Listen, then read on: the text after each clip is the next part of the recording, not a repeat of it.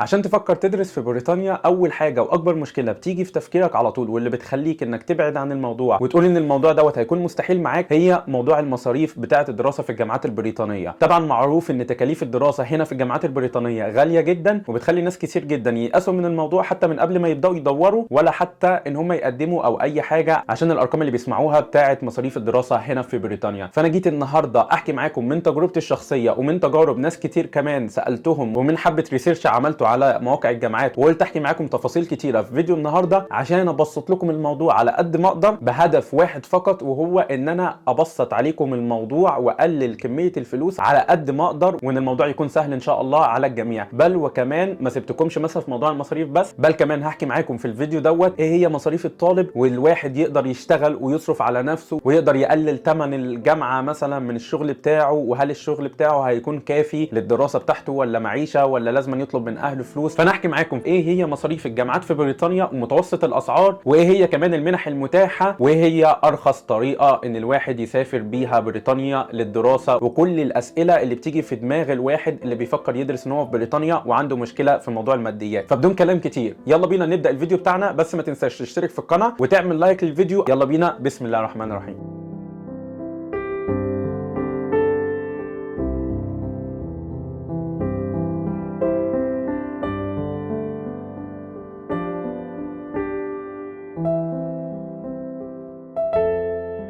ندخل في التفاصيل والارقام على طول. اول حاجه يا جماعه الاسعار يا ادم بتاعه الجامعات. الاسعار بتاعه الجامعات اولا لازم تعرف ان كل جامعه بسعر مختلف تماما عن الجامعات الثانيه، تمام؟ بس انا وفرت عليك بحث كتير وحاجات كتيره انك تلاقيها مثلا على المواقع، وجاي اقول لك ان رينج الاسعار بتاعه الجامعات هنا في بريطانيا. هنا يا جماعه برده مفيش جامعه حكوميه وجامعه خاصه وكده، ولو حتى في مثلا بس هو مش هتلاقي فرق كبير في الاسعار. فما تقعدش مثلا تقول لا انا عايز جامعه حكوميه مثلا زي تركيا او المانيا او كده عشان ادفع مثلا فيها ايه رقم قليل ولا حاجه. لا، هنا للاسف كل الجامعات غاليه، كل الجامعات يعتبر ارقامها عاليه. فهتلاقي مثلا ان متوسط الاسعار بيكون في حدود 12 14 16 الف باوند في السنه، سواء للبكالوريوس او للماستر تقريبا. في طبعا جامعات اغلى من كده بكتير، وفي ممكن تلاقي بعض الجامعات ارخص من كده، بس احنا بنتكلم على المتناول اللي في ايد الطالب شويه. او انا يا جماعه بعمل الفيديو دوت مخصوص للطالب اللي هو مثلا ما يقدرش يدفع المصاريف كامله، او الطالب اللي عاوز يقلل مصاريف دراسته على قد ما يقدر. فانت مجرد ما تسمع اللي هو ارقام 12 و14 و16 وكمان جامعات مثلا بتوصل ل 20 و30 وارقام خياليه، لازم تقفل الفيديو طبعا هنا وتقول سلام عليكم واشوف لي بلد ثانيه ادرس فيها. بس تعالى هنا، انا عامل الفيديو دوت مش جاي اقول لك ارقام اللي هي منطقيه اللي انت تلاقيها في موقع كل جامعه وحاجات من ديت. انا عامل الفيديو دوت عشان اديك معلومات من تجربتي واقول لك ازاي تقلل الموضوع وازاي تسهل الموضوع. فركز بس معايا وخلي عندك صبر شويه. انا عارف ان اغلبكم المصاريف ديت هتكون غاليه عليه، وفي كتير ممكن ما يقدرش يدفع المصاريف ديت. فتعالى بس ركز معايا، ولازم تفهم ان اول نقطه هنا للجامعات البريطانيه انت مش لازم تدفع المصاريف كامله. يعني انت مثلا شفت يا عم على الموقع سعر مثلا الجامعه 14000 ولا حاجه، مش مثلا عايز اسافر للجامعه ديت فيلا انا لازم يكون في جيبي دلوقتي جاهز 14000 ولا حاجه. لا، مش لازم. اجمل حاجه هنا موضوع التقسيط. فانت مثلا علشان تسافر لهنا انت عادي بتدفع حاجه اللي هو التامين بتاع القبول دوت بيكون كام يا ادم؟ بيكون مثلا في حدود 3000 4000 5000 باوند، فنقول مثلا كمتوسط 4000 باوند ولا حاجه. طب يا ادم هنعمل ايه مثلا بالديبوزيت دوت ولا حاجه؟ الديبوزيت دوت يا عمي هو اللي بيخليك يطلعوا لك اثبات القيد اللي هو هنا بيسموه كاس. هنتكلم بقى في تفاصيل الابلكيشن ان شاء الله في الفيديوهات الجايه وازاي تقدم والبروسيس بتاع الفيزا وكده. بس خلينا ايه دلوقتي نبذه عن الموضوع. هو ان هو هيطلعوا لك عادي القبول النهائي بتاع الجامعه، وبعدين يطلعوا لك اللي هو الكاس اللي انت تقدر تقدم بيه على الفيزا وتاخد ايصال دفع التامين بتاع الجامعه دوت، واللي هو مثلا 4000 ولا حاجه، وتقدم بيه على الفيزا وعادي بتاخد الفيزا ان شاء الله بسهوله يا جماعه. واحسن حاجه في موضوع الفيزا بتاعت الطالب هنا ان هي من اقوى الفيز في القبول. يعني انت طالما دفعت التامين وطالما اوراقك تمام والدنيا ماشيه تمام، فانت فيزا بريطانيا اللي هي من اصعب فيز العالم ديت في السياحه والحاجات دي، انت بتاخد الفيزا الحمد لله بنسبه قويه جدا. يعني نسبه القبول في فيزا الطالب قويه، ده بل كمان الناس اللي بيقدموا من باكستان وافغانستان واللي هي اضعف الباسبورات في العالم. انا مش بتكلم بس على المصريين يا جماعه، انا بتكلم على جميع الجنسيات في الفيديو دوت. فنسبه قبول الفيزا بتاعتكم بتكون قويه جدا طالما انت محقق الشروط ودافع التامين دوت. فانت يا عم دافع التامين. طب يا ادم ما انت هتقول لي طب ما هنيجي هيمسكوا فينا وتعالى يا عم انا عايز الفلوس ديت يا اما اعورك او اطردك من الجامعه ولا حاجه. لا هنا برضو الجامعات رايقه شويه، البريطانيين هاديين شويه، هم مش هيسيبوا لك قرش يعني، بس الموضوع بايه بيكون عادي على نظام مثلا انستيلمنتس او كده، ان هم بيقسطوا لك الموضوع. انت مثلا دفعت ايه مثلا 3000 بتاع، متبقي لك 10000 من الموضوع، فانت مثلا ممكن لما تيجي تدفع لك كام الف تمام وتكلمهم عادي. في بعض الجامعات بيقسطوا مثلا 3 مرات، بل كمان بعض الجامعات بيوصلوا في موضوع التقسيط لحوالي 5 مرات. و5 مرات ده مش اللي هو مثلا كل اسبوع يلا لما تيجي تدينا الفلوس الباقيه لحد ايه ما تكملها لنا، لا ده دوت على مدار السنه. يعني انت بقى تدفع لك شويه لما تيجي في وقت تثبيت القبول في الجامعه واللي هو الانرولمنت، ومثلا فلوس ثانيه في الاجازه اللي هي بتاعت الميد تيرم، دفع كمان في الكريسماس ولا حاجه. وكمان لو هم قالوا لك مثلا دفع المصاريف يكون في الوقت دوت وانت الدنيا ما ظبطتش معاك في الوقت دوت، فاغلب الجامعات بيكونوا متفاهمين، وتقدر كمان تقول لهم انا يا عمي مش معايا الفلوس دلوقتي جاهزه وحصل فيه مشكله 1 2 3، فانا ممكن اجيب الفلوس مثلا في وقت تاني. اغلب الجامعات عندهم مثلا قابليه والدنيا كويسه الحمد لله في موضوع الفلوس، فمش هتلاقي اللي هو ايه ضغط جامد قوي. هم يضغطوا عليك عشان تدفع الفلوس، بس مش اللي هو ايه يلا يا تدفع دلوقتي يا اما بكره تكون مثلا مرحلينك على بلدك ولا حاجه. فانت معاك القسط دوت بتدفعه على ايه باقي السنه، فانت كده يعتبر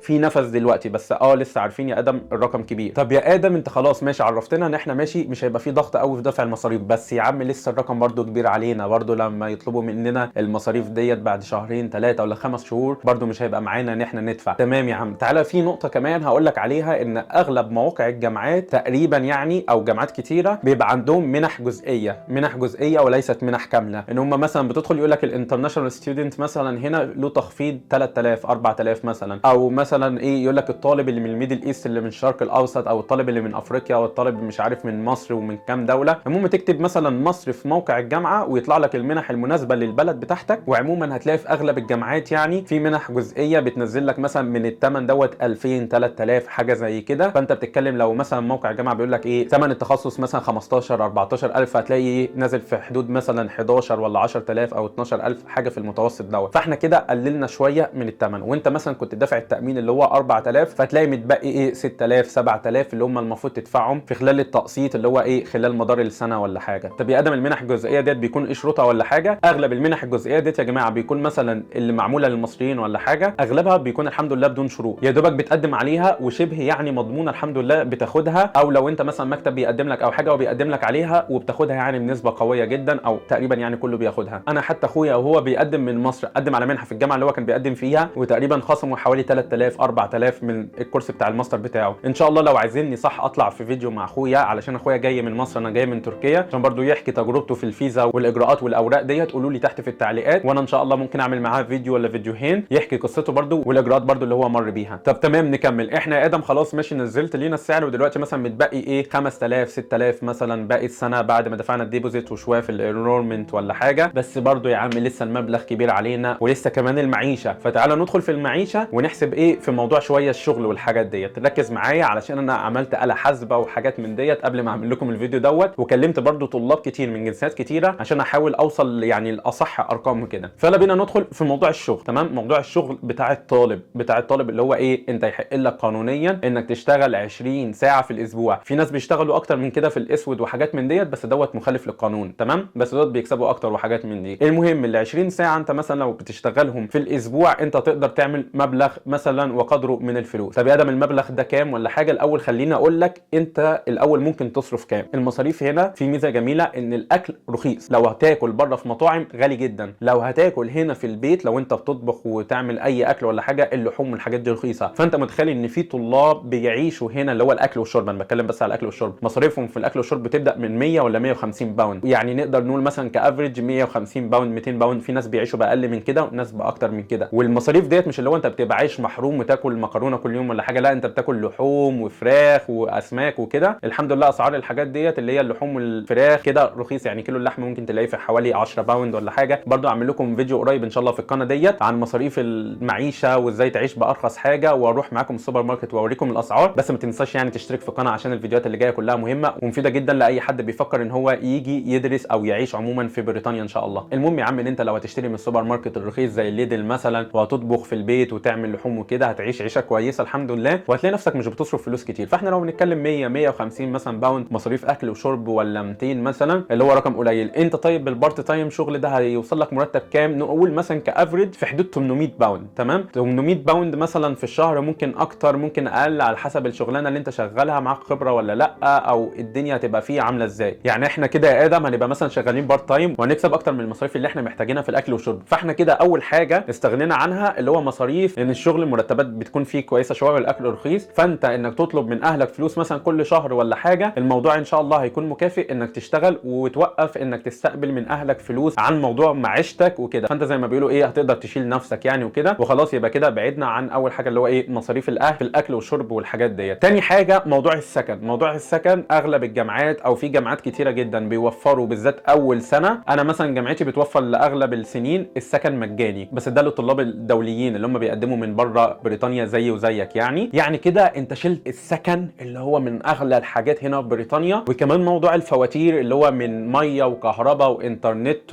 والحاجات ديت وتدفئه والحاجات دي، فانت كده شلت هم كبير. فانت يعتبر مش متبقى عندك غير حق الاكل والشرب يا عم بس. ولو هتحب تتفسح حاجه بقى كده تزور مدينه جديده كل شهر ولا حاجه، ده ايه تبع الترفيهات. بس احنا بنتكلم دلوقتي على الحاجات الاساسيه وازاي اللي هو تعيش باقل رقم يعني، او يعني ازاي اللي هو تقتصد في معيشتك. فاحنا لو هنحسبها ان انت مثلا خلاص قاعد في السكن وبتوفر المصاريف بتاعه الايجار وبتاعه الفواتير والانترنت والحاجات ديت، وان انت يعتبر بس بتدفع المصاريف بتاعتك الاكل والشرب، يبقى انت ان شاء الله هتقدر توفر من شغلك اللي هو بارت تايم اللي هو جنب دراستك دوت. وكمان في ميزه تانية جميله، ان انت سواء مثلا طالب بكالوريوس ولا ماستر ولا اي حاجه، انت ماشي بجانب انك هتشتغل ال 20 ساعه دول، وقت الاجازات والعطل الرسميه انت بتشتغل فول تايم قانوني، مفيش اي مشكله عليك. حتى لو اتمسكت ولا حاجه ليك الحقيه قانونيا انك تشتغل فول تايم، فانت بالتالي هتقدر تشتغل بمرتب مثلا ضعف اللي انت كنت بتشتغل بيه ولا حاجه، وتقدر تكسب اكتر. فاحنا مثلا لو هنتكلم في اجازه اللي هي مثلا بتاعه الصيف لطالب مثلا بكالوريوس، لو هيشتغل مثلا 3 شهور ولا يحاول 4 شهور ولا حاجه على حسب الاجازه بتاعته او خلص امتى، وهتشتغل مثلا فول تايم، لو هنتكلم المرتب مثلا يكون ما بين 1500 ل 2000 كافريج ولا حاجه. لو انت مثلا معاك خبره شويه ولا حاجه ماشي ممكن نقول مثلا ك 2000، عد مثلا 3 شهور ولا حاجه، فمثلا ندخل في 6000 مثلا، في اقل في اكتر. يا جماعه انا بدي افريج عشان ما حدش مثلا يقول لي لا انا سمعت اعلى سمعت اقل، انا بتكلم كمتوسط يعني. فانت هتلاقي ان انت فوق ان انت وفرت مصاريف معيشتك، هتلاقي ان شاء الله ان انت كمان بتحاول توفر المصاريف المتبقيه بتاعتك بتاعه الجامعه. وكده كده الجامعه اساسا قلت لك في اول الفيديو ان هم بيمشوا عادي بنظام التقسيط لكام دفعه، فانت لو هتوزع موضوع الدفعات وانت برضو شغال وتقدر تدفع، فانت هتساعد ان شاء الله مع اهلك، بل كمان ممكن ان شاء الله تشيل رقم كبير. يعني زي ما حسبت مثلا في الاجازه الكبيره انت تشتغل لك كام شهر بدل ما ترجع بلدك، تمام، هتلاقي ان انت شلت كتير جدا عنك. انا بس ايه ديت نبذه بسيطه حاولت اديها لكم من موضوع المعيشه مع الدراسه مع موضوع المصاريف الكتيره، بس حاولت اسهل عليكم الموضوع على قد ما اقدر. فانت كده كل اللي يعتبر الحاجه الصعبه الكبيره جدا بالنسبه لك هو الكام الف اللي انت تدفعهم في التامين في الاول، اللي انت هتتصرف فيهم في مصر ولا اهلك يتصرفوا لك فيهم ولا كده، وان انت خلاص بتاخد الفيزا وتيجي وتشوف مثلا شغل جنب الدراسه ولا حاجه. بس يا جماعه برضو علشان اكون صريح معاكم، الموضوع دوت مش سهل قوي. الموضوع دوت انت طالما طالب هيكون برضو محتاج وقت لمذاكرتك ووراك اساينمنتس وحاجات انت برضو تخلصها تاسكس وحاجات من دي، فانت برضو الموضوع هيكون محتاج جهد كبير جدا، محتاج واحد بطل ان هو برضو هيكون في ضغط كبير جدا عليه انك تشتغل وتدرس جنب بعض، وبرضو انك ما تسافرش لاهلك في الاجازه لبلدك وانك تشتغل فول تايم ولا حاجه. بس انا صراحه شايف الموضوع ايجازي. يعني انت مثلا لو الموضوع دوت اللي هو هيحول بين انك تسيب حلمك انك تدرس في بريطانيا وفي بلد اللي هي تاني افضل بلد في العالم في موضوع الدراسه والشهاده منها قويه جدا وحاجات من ديت، فانت لو هتضغط نفسك فالصراحه الموضوع يستاهل. بس الموضوع يفرق برضو من مدينه لمدينه على حسب المدينه اللي انت هتعيش فيها، برضو فيها فرص شغل كتير ولا لا، والمرتبات فيها عامله ازاي. فالموضوع يا جماعه الارقام دي كلها متفاوته، وفي ناس ممكن تقدر تعمل الموضوع، ناس ما تقدرش، في ناس تبقى بين البنين. فانا بحاول بس ان انا اديكم نبذه عن الدنيا اللي هنا. بس في الاول وفي الاخر دي حياه كل واحد، في الاخر هيشتري ولا هيطبخ بره، في الاخر هيشتغل مثلا فول تايم ولا بارت تايم، هيقدر يوفر فلوس ولا بيصرفها في الخروجات ولا الحاجات ديت. الموضوع كله بيرجع ليك انت. بس انا حاولت اوريك ان الموضوع الحمد لله مش مستحيل، وان في ناس كتير بيقدروا يعملوا الموضوع دوت برغم ان حالتهم الماديه اللي هم مش اغنياء قوي. لا هتلاقي في كتير جدا حواليك اللي هو يا دوبك بيجي بزقه مثلا من اهله ولا حاجه، ومجرد ما يجي يحاول يساعد ويشتغل وحاجات من ديت. والموضوع اللي هو مش مستحيل خالص يعني، لا بالعكس، يعني في ناس عادي على قدهم شويه ولا حاجه وبيحاولوا يظبطوا الموضوع علشان يجوا. وبالذات مثلا بتوع الماستر بيحاولوا يعيشوها مثلا بالضيق قوي لحد ما يخلصوا الماستر وياخدوا الفيزا اللي هي ام سنتين. انا في نقطه برضو لازم اقولها لكم، ان المنح لطلبه البكالوريوس فقط الموضوع يعني شبه مستحيل او قليل جدا لما تلاقيه انك تلاقي منحه كامله. انا بتكلم عن المنح اللي هي بقى ايه 100% وانا عايزهم ياخدوني من مصر ملك يا عمي وما ادفعش فلوس ويجيبوا لي الطياره ويبعتوا لي التيكت والحاجات دي، لا. عشان عشان ما اكذبش عليك ولا اعمل لك الدنيا وردي، لا الصراحه يعتبر الموضوع دوت مش موجود الا نادرا جدا عشان تلاقي منحه كامله. زي ما قلت في بعض المنح الجزئيه، برضو بعض المنح ممكن للطلبه المتفوقين شويه ولا حاجه ان هم يقللوا لك السعر، او تتواصل مع الجامعه وتطلب منهم وتقول لهم انا معايا شهاده ديت وديت. الموضوع يعني ايه، بنتكلم على حاجات فيه جزئيات، لكن منحه كامله للبكالوريوس الموضوع صعب جدا. بتوع الماستر في بعض المنح المتوفره ليهم، في منحه اللي هي مثلا منحه شيفنج ديت وهتفتح قريب. قولوا لي برضو لو مهتمين، المنحه ديت المفروض فولي فاندد، تديكم يعني المصاريف كامله والحاجات ديت انتم ما تدفعوش فيها وكده، اللي هي منحه 100%. قولوا لي لو مهتمين بيها، انا ان شاء الله ممكن اعمل لكم فيديو عنها، فقولوا لي تحت في التعليقات وكده. وتقولوا لي تحت في التعليقات برضو ان انتم محتاجين ايه في الفيديوهات الجايه، عشان انا داخل اتكلم على بقى موضوع ايه مصاريف المعيشه، وموضوع اللي هو التقديم نفسه بتاع الجامعه عامل ازاي، واعمل معاكم فيديو من جوه الابلكيشن ان شاء الله، واسهل عليكم كل حاجه برضو. وفي نقطه مهمه جدا انا عارف برضو ان هي بتخوفكم، عشان عارف ان موضوع المصاريف بتخوفكم. وتاني حاجه موضوع الحساب البنكي، هعمل لكم فيديو ان شاء الله زي ما سهلت عليكم موضوع المصاريف شويه، اسهل عليكم برضو الموضوع الحساب البنكي بحبه الغاز شويه. فبس كده ديت هوايتي كادم، ان انا بحب ان انا اجرب كل طريقه للدراسه في البلاد اللي انا بروحها، وان انا بعد ما اعمل غلطات كتير واتبهدل كتير وحاجات من ديت، واكتشف طرق سهله يعني، او كمان من ناس حواليا معلومات انا ما كنتش اعرفها وحاجات من ديت، بحاول ان انا اجمع ليكم كل خبراتي والمعلومات اللي انا جمعتها كلها، واحاول ابسط عليكم الموضوع اللي هو اخد مني مثلا سنين او شهور تعب والبهدله، وان انتوا ان شاء الله تيجوا باسهل طريقه، وان الموضوع يكون يسير عليكم. بس كده، فما تنساش بقى تدعمني بتشترك في القناه وتعمل لايك للفيديو عشان تعرف ترجع له، وتكتب لي تحت في التعليقات اي استفسار انت عايزه او نقط عايزنا نتكلم عنها في الفيديوهات اللي جايه، وبرده تتابعني على الانستجرام. سلام عليكم.